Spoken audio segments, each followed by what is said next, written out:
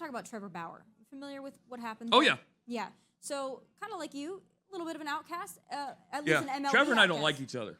Okay. Well, I want to get, aside from that, I need to find out why Right, you no, don't like each other. but I'm in Trevor's corner. See, I want to talk about, for those that aren't familiar with the Trevor Bauer case, they should go look it up. But essentially, there was some accusations of sexual assault and kind of graphic sexual assault. Trevor Bauer maintains that it was consensual, rough sex. The girl in the situation, not so much. But when the whole investigation played out, at least legally, it came back that he was in the clear. But Shouldn't that be the end of it right there? But MLB didn't care. Right.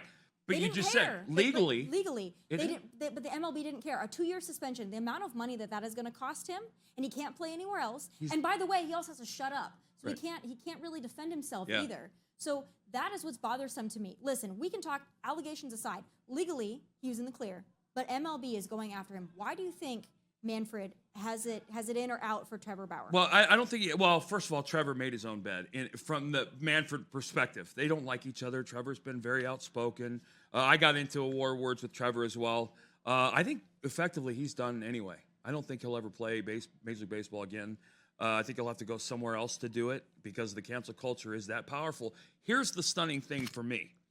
Major League Baseball and the NFL are catering to audiences of people that don't watch their sport. Right. They have Gay Pride Night in San Diego and 1,700 people show up in a stadium of 60,000. That's fine. That's cool. I get it. But, you know, where is my Veterans of the Second World War night in every stadium? Mm-hmm. Where is my, survivors of the Holocaust night? I mean, all of these, there's a million causes. The fact of the matter is, like I said, we don't care as much about who they sleep with and who they worship or don't worship as they do, and that makes them very, very mad. But the bottom line is, Trevor didn't do anything illegal.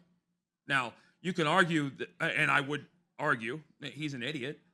He had very little self-awareness, obviously, but it was consensual based on what I read and the evidence that I saw, and there's a lot we weren't privy to, obviously. There always is. But Major League Baseball trying to take the moral high ground, yeah, exactly. I was just going to say, it's laughable. In general. Right. But to me, it's the contrast. It's the lack of consistency. If you want to make a point and you want to set someone up as an example and say, hey, listen, don't do that, you got to be consistent across the board. But here's the problem, Tommy.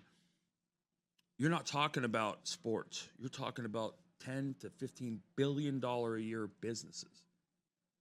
The owners don't look at that as a sport. These guys are billionaires to begin with.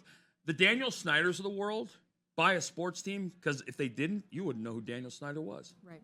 Right? And so but they also don't want to lose money, but they can if they. But these sports are making billions of dollars. So all the decisions they make are based on the bottom line, like every other business in the world.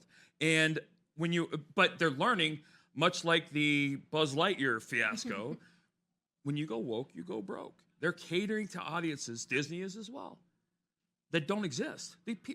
There's not unless I missed it, some gigantic movement of trans and gay sports fans that are suddenly, flocking to ballparks and stadiums. But it goes back to, again, I don't care. Right. Who you sleep with and just don't shove it down people's throats. But it's not even the shoving. It's the fact that they expect you to live your life by the rules that make them comfortable.